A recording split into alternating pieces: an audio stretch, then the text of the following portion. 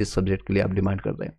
और एक अच्छी अपडेट बताना देना चाहूँगा, और जैसे कि लास्ट टाइम मैंने सभी लोग को दिया था सीईआरटी एनसीईआरटी सारे सब्जेक्ट का आपको दिया था, साथ ही साथ कई लोग को मैथ्स सब्जेक्ट का नहीं मिला था, तो इस बार मैथ्स का भी मिल जाएगा आपको विद थ्योरी के साथ साथ प्रैक्टिस सेट आपको मिल जाएगा। और उसके साथ आपको हिंदी इंग्लिश का भी कुछ आपको कंटेंट आपको दे देंगे वहाँ से आप, क्योंकि 30 नंबर का ये है, हालांकि ये क्वालिफाइंग मार्क्स हटा दिया गया है हिंदी और इंग्लिश के लिए। 30 में अगर आप 9 नंबर लाना मैंडेटरी था पहले, इसको हटा दिया गया। जिनको लेना होगा ले सकते हैं, अदरवाइज इसको स्किप भी कर सकते हैं। आप बाकी के प्रिपरेशन पर ध्यान दीजिएगा।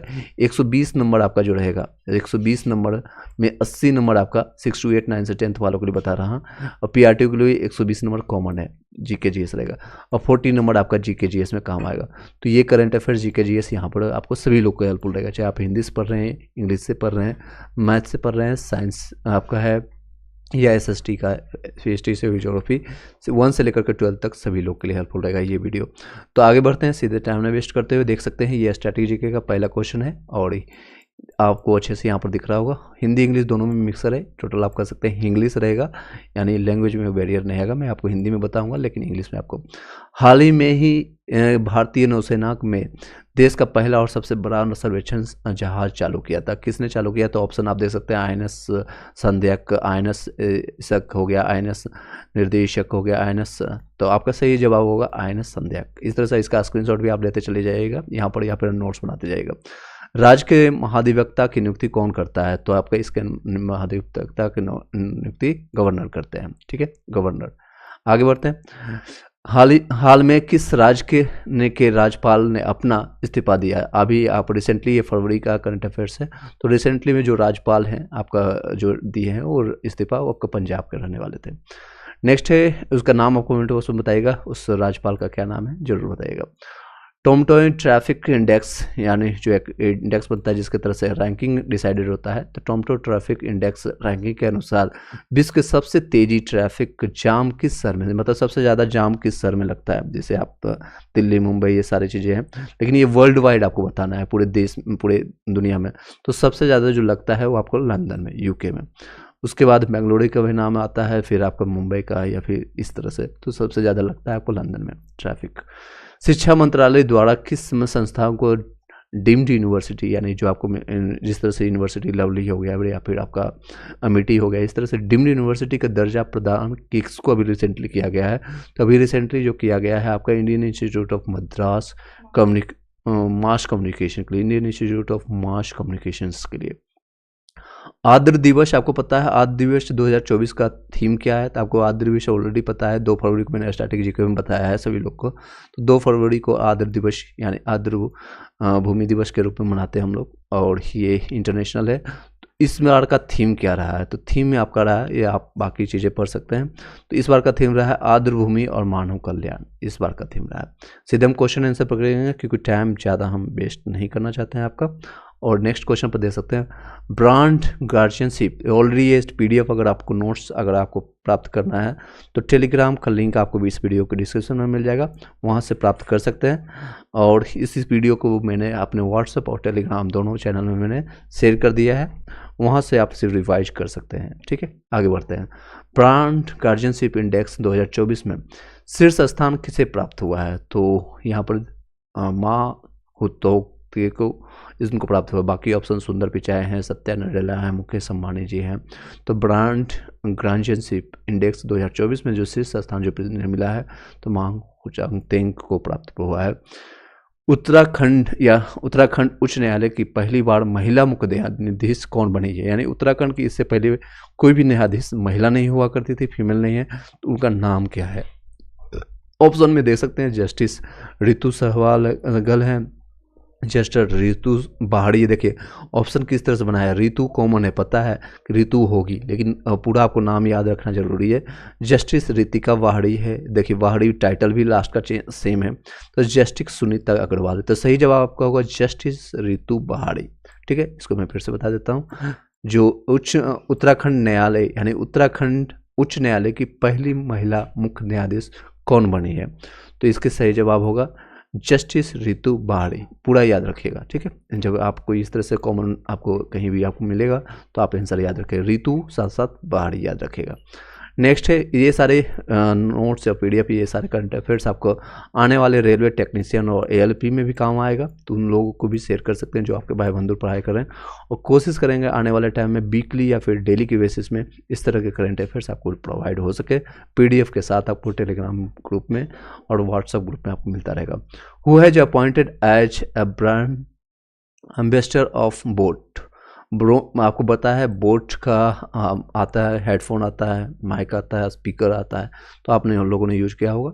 और जनरली कई लोग एयरवर्ड्स, ये सारी चीज़ें। तो बोट का ब्रांड एम्बेसडर किसे नियुक्त किया गया है, तो अभी रिसेंटली आपको नियुक्त किया गया है रणवीर सिंह को। बाकी ऑप्शंस आप देख लीजिएगा। Who won the best global music album award at the Grammy award 2024 के लिए। ग्रैमी अवार्ड 2024 में बेस्ट ग्लोबल म्यूजिक एल्बम का पुरस्कार किसने जीता है, तो दिस मोमेंट ने आपको ये जीता है। नेक्स्ट क्वेश्चन पर चलते हैं। हाल ही में कीटो लाइफ अचीवमेंट यानी कीटो लाइफ अचीवमेंट पुरस्कार से सम्मानित किया गया है किसे, तो पीटी उषा को सम्मानित किया गया। पीटी उषा जो इनको आपको पता है, इनके बारे में थोड़ा जीवनी बता देते हैं। इनका ये 4 फरवरी को 2024 को इनको प्राप्त हुआ है, इसी महीने। तो वो किसके द्वारा प्राप्त हुआ है, तो why the sports journalist federation of India. ये भी नाम याद रखिएगा, कई बार ये भी क्वेश्चन आ जाएगा, उल्टा घुमा के पूछ लिया जाएगा। पीटी उषा को हाल ही में लाइफ टाइम अचीवमेंट दिया गया है, तो किनके द्वारा दिया गया, किस फेडरेशन के द्वारा दिया गया है, तो sports journalist federation of India के द्वारा प्राप्त हुआ है। इसको शॉर्ट फॉर्म लिखेंगे SGFI, SJFI, ठीक है। इस तरह से इसको sports journalist federation of India के तरफ इनको प्राप्त हुआ है। And Delhi sports journalist association इनको भी मिला है, दिल्ली और ये दोनों को सम्मिलित कर करके इनको मिला है 4 फरवरी 2024 को। कौन sports journalist federation of India और दिल्ली स्पोर्ट्स जर्नलिस्ट एसोसिएशन द्वारा प्राप्त हुआ है, हिंदी में भी दिया गया है, आपको कोई लैंग्वेज का बैरियर नहीं होगा। कहाँ दिया गया है, तो ये देखिए, where the national sports club of India New Delhi में ये आपको दिया गया है। अबाउट पीटी उषा के बारे में थोड़ा हम संक्षिप्त जानकारी प्राप्त कर लेते हैं यहाँ से। जैसे ये इनका जन्म हुआ है जून 27 जून 1964 को। कब हुआ है, तो इनको 27 जून 1964 को जन्म हुआ है। नेक्स्ट निकनेम इनका जो था गोल्डन गर्ल के नाम से इनको जानते हैं, एंड पयोली एक्सप्रेस के रूप में जानते हैं, इनको पयोली एक्सप्रेस के नाम से भी जानते हैं। तो कई बार निकनेम भी पूछ लिया जाता है, तो कमेंट बॉक्स में जरूर बताइएगा और अभी रिपीट कर लीजिए। इनका निकनेम है गोल्डन गर्ल, सेकंड है पयोली एक्सप्रेस के नाम से हम इन्हें जानते हैं। आई होप कि याद हो गया होगा। नेक्स्ट है PT Usha earn 103 international medals for India. कब से कब तक इन्होंने मेडल प्राप्त किया है, तो 1977 से लेकर के 77 से लेकर के आपके 2000 तक की इनको मतलब मेडल्स प्राप्त हुए। टोटल कितना हुआ, तो मेडलों की संख्या याद रखिएगा, कई बार ये मेडल की संख्या इनसे पूछ ली जाती है। तो 103 मेडल इनको प्राप्त हुआ है, यहाँ पर लिखा हुआ है 103। ये PDF मैंने ऑलरेडी टेलीग्राम व्हाट्सएप ग्रुप में भेज दिया है। आगे बढ़ते हैं सीधे टाइम में वेस्ट करते हुए। She claimed for gold and silver medals at the Asian game medals में मिला है। अवार्ड्स पद्मश्री इनको मिल चुका है, अर्जुन अवार्ड मिल चुका है फॉर एथलीट्स के लिए, एथलीट्स से आपको पता है धावक है। And 16 president of the Indian मिल चुका है, ओलंपिक एसोसिएशन मिल चुका है, मेंबर ऑफ राज्यसभा भी रह चुके हैं 2022 में, ठीक है। सिंस 2022 से ये मेंबर ऑफ पार्लियामेंट भी रह चुके हैं। किस रोबोट अंतरिक्ष यात्री को गगनयान मिशन से पहले अंतरिक्ष में भेजे जाने की योजना है, तो ये इससे पहले कौन है, तो आपको ये मिला है भोज मित्र को मिला है, व्योम मित्र को मिला है। और ये बाकी वायु मित्र हो गया, व्योम मित्र हो गया, स्पेसा हो गया, नॉन ऑफ दिस। तो इसका सही जवाब होगा व्योम मित्र। फिर से बता देते हैं, किस स्पोर्ट्स अंतरिक्ष यात्री को गगनयान मिशन से पहले अंतरिक्ष में भेजे जाने की योजना है, तो व्योम मित्र है। नेक्स्ट है, क्या है ये व्योम मित्र, तो भारत की पहला रोबोट अंतरिक्ष यात्री है और भारत की महिला है। और अंतरिक्ष यात्री व्योम मित्र जिसको कहते हैं व्योम मित्र, वर्ष 2024 में अंतरिक्ष में भेजे जाने वाली ये है। और 2024 की ये तीसरी तिमाही में जाएगी, यानी 3 महीने के बाद ये जाएगी, ऑलमोस्ट मार्च अप्रैल में आप जान सकते हैं। तो व्योम मित्र के बारे में जाने। व्योम मित्र क्या होता है, व्योम मतलब होता है अंतरिक्ष, व्योम का मतलब होता है अंतरिक्ष, और मित्र से बना है किससे बना हुआ, व्योम और मित्र से बना है। व्योम का मतलब अंतरिक्ष मित्र, यानी अंतरिक्ष में भेजे जाने वाला कोई एक मित्र होगा जो आर्टिफिशियल होगा, यानी रोबोट होगा। भारत के गगनयान मिशन के लिए डिजाइन की गई महिला रोबोट अंतरिक्ष यात्री है। तो ये बहुत इंपॉर्टेंट रोल प्ले करेगा आपके आने वाले एग्जामिनेशन में, बिहार टीचर्स के लिए, या आप जेपीएससी देने जा रहे हैं, या फिर बिहार एसएससी के लिए भी एग्जामिनेशन में आप जाने जा हैं, उसमें भी आपको काफ़ी हेल्पफुल रहेगा। आई होप कि समझ गए होंगे। यस नो में भी आप कमेंट बॉक्स में जरूर बताइएगा। आगे बढ़ते हैं। मानवीय कार्यों का अनुकरण करता है, मापदंडों की निगरानी करता है, इनका काम है, पैनल संचालित करता है और प्रश्नों का उत्तर भी देता है, ये सारी चीज़ें। और परीक्षण वाहन जिसे टीबी गगनयान का पहला विकासात्मक परीक्षण उड़ान मिशन है, जो कि 21 अक्टूबर 2023 को हुआ था। एवॉर्ड गगनयान मिशन क्या है, गगनयान मिशन के बारे में जानते हैं। इसका ऑब्जेक्टिव है Gaganyaan and aim for 3 member crew to orbit, यानी इनका ऑर्बिट में गगन में, यानी उद्देश्य क्या, गगनयान का लक्ष्य 3 सदस्यीय दल को 3 दिनों तक 400 किलोमीटर की परिक्रमा करके सुरक्षित रूप में वापस लाना, इनका काम है गगनयान का। नेक्स्ट बढ़ते हैं, दृष्टिकोण क्या है, भारतीय विशेषता उद्योग भवन, इससे क्या फ़ायदा होगा, दृष्टिकोण कह सकते हैं। और ये मेरा हैंडल है A to Z live growing India, जिसको कहते हैं @ यही सभी लोग सेव कर लीजिएगा अपने अपने व्हाट्सएप टेलीग्राम में, ताकि आपको हेल्पफुल हो सके। A to Z live India @ A to Z live India, इस तरह से आप सेव कर लीजिएगा। चलते हैं, भारतीय विशेष जो विशेष आपका होता है विशेषता और उद्योग अनुभव के लिए शैक्षणिक क्षमताओं और अंतरिक्ष में प्रौद्योगिकियों के लिए जोड़ता है, जिसका ये उपयोग रहेगा।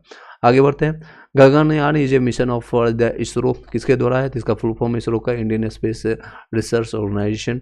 Eight the Gagan under the Gaganyaan schedules 3 flights will be sent into the orbit, there will be 2 unnamed flights and the human 3 space flight रहेगा। The Gaganyaan systems modules called orbital modules will be have 3 India and astronauts including a woman, इसमें रहेगा, एक महिला भी इसमें साथ में रहेगी।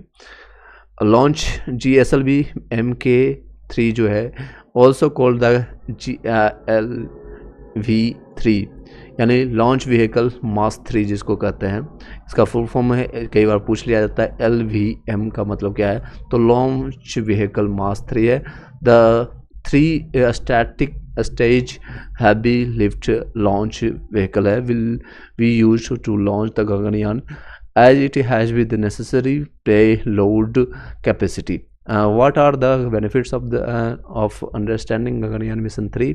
तो फ्यूचर एक्सपेक्टेशन क्या है, इसका क्या क्या चीज़ें हैं, इसका हमें फ़ायदा क्या होने वाला है। It will make a progress, या हमें प्रोग्रेस में हेल्प करेगा, और towards sustained and affordable for humans and vehicles programs to explore the solar system and beyond। इसके अलावा ये सारी चीज़ें हमें इसमें मदद होगा कि हमें सस्टेनेबल बनाने में, अफोर्डेबल ह्यूमन यानी कि कम खर्चे में हमें ये सारी चीज़ें मिल सके, और रोबोटिक्स प्रोग्राम जितने भी हम करते हैं या फिर एक्सपेरिमेंट करते हैं, तो उसको एक्सप्लोर करने में सोलर सिस्टम और इसके बियॉन्ड भी हम जा सकते हैं। टेक्नोलॉजी जो सॉफ्टवेयर टेक्नोलॉजी आपका स्टैंडर्ड टेक्नोलॉजी है, capacity for the undertakings human space of exploration, sample return missions and the scientific exploration के लिए फ्यूचर कैपेसिटी क्या होगा, to actively collaborate in global space stations development and to carry out scientific experiments of to interest to the आपका nations, यानी जो आपको interest Nations को फ़ायदा में, ये सारी चीज़ें आपको लगेगी। नेक्स्ट है पार्टनरशिप जो है, create a broad framework for the wider academia industry partnership in taking up development activities for the international development, job creation में भी इसका उपयोग हो सकता है, and it provides for an ample scope for the employment generation से, यानी आने वाले टाइम में काफ़ी जॉब क्रिएट करने का भी काम करेंगे। And human resource development in advance scientific science and R&D research and development में भी इसका उपयोग हो सकता है। ह्यूमन रिसोर्सेज में काफ़ी उपयोग होगा आने वाले टाइम में। एंड फर्स्ट आपका first scientific temper and it will be provide unique opportunity to inspire and excited Indian youth and the steers many students towards career in the science and technology। यानी अगर science and technology भविष्य में कोई बच्चे पढ़ना चाहते हैं तो उनके लिए भी काफ़ी हेल्पफुल रहेगा। ग्लोबल में अगर देखेंगे ग्लोबल इंडेक्स में क्या इनका फ़ायदा हुआ ग्लोबल लीडर्स में, the programme will be strengthen and international partnership and global security through the sharing of challenging peaceful and goals. ये सारी चीज़ें में आपको ग्लोबल जितने भी चाहे आपको फाइटिंग में हो या फिर आपका शांति बना कर रखने के लिए इसमें यूज हो सकता है। Having a vibrant human space flight programmes can be launched as potential foreign policy. Next आप कुछ MCQ और कर लेते हैं। और हाल ही में DRDO में ने हाई स्पीड स्पेस लैंड्स हवाई लक्ष्य के 4 उड़ान परीक्षण सफलतापूर्वक आप दे सकते हैं। तो किसका किया गया है? तो अभ्यास का किया गया है।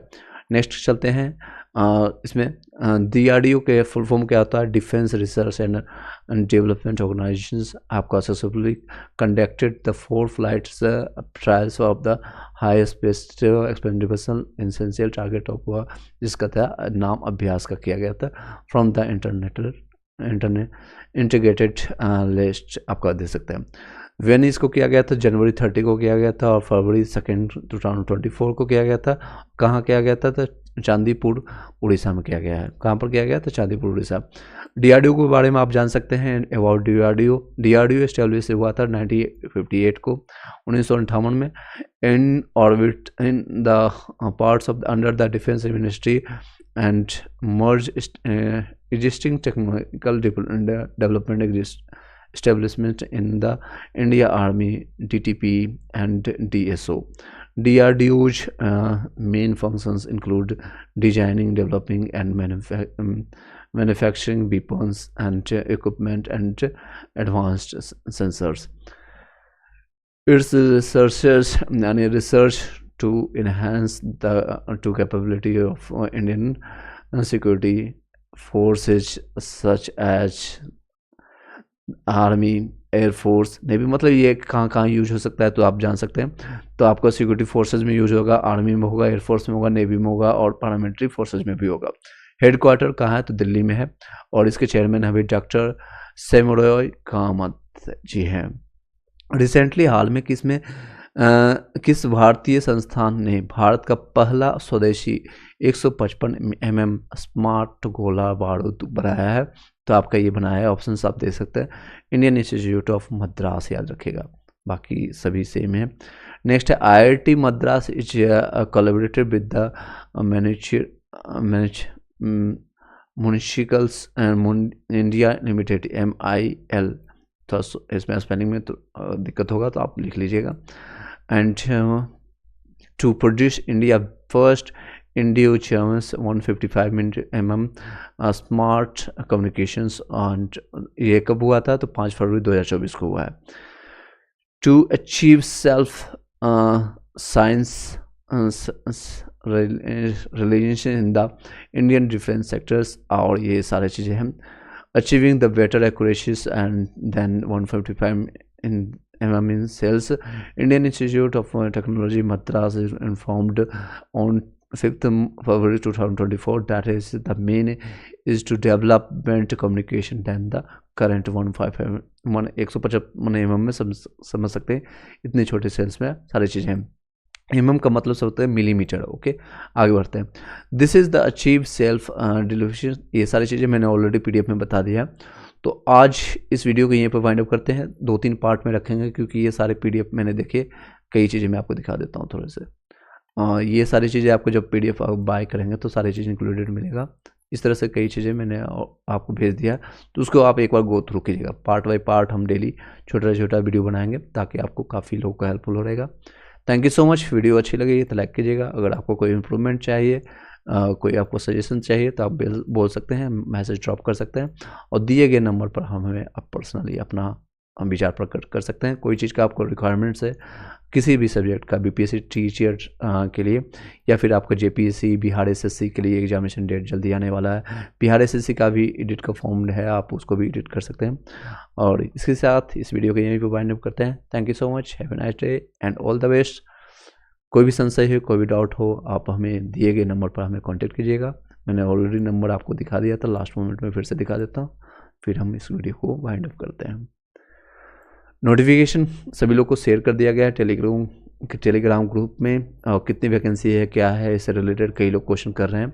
आई नो कि ड्यू टू व्यस्तता के सामने यानी बिजीनेस के कारण मैं अभी लगातार आप लोग से कनेक्टेड नहीं हो पा रहा हूँ, but I will try to more connected on the basis of whatever I have provided to you, ताकि आपको सारे क्वेश्चन सॉल्व हो सके। देखिए इस तरह के सारे नोट्स आपको पीडीएफ और इस तरह से सारी चीज़ आपको मिलेगा। एससीईआरटी एनसीईआरटी का कंप्रेस, ये ज्योग्राफी का आपका 7th का 6 का 8 का 9 का सारी चीज़ आपको मिल जाएगा। 7903812553 इस नंबर पर आप कॉन्टेक्ट